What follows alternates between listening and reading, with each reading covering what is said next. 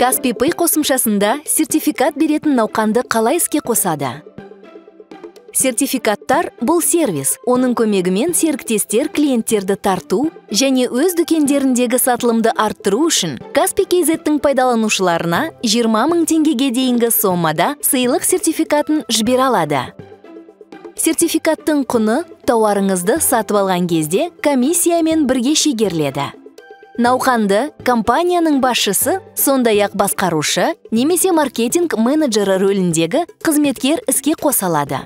Ол үшін Kaspi Pay мобильді қосымшасында маркетинг сервисіне өтіңіз.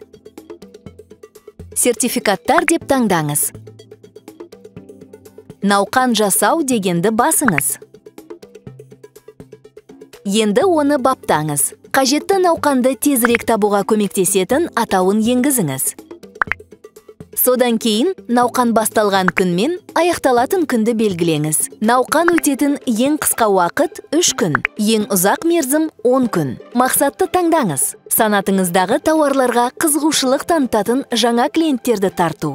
Немесе соңғы жылы дүкеніңізден Kaspi QR-мен сатып алған қазіргі клиенттерді ұстап қалу. Аудиторияны баптаңыз. Қаланы, алушылардың жасы мен жынысын көрсетіңіз.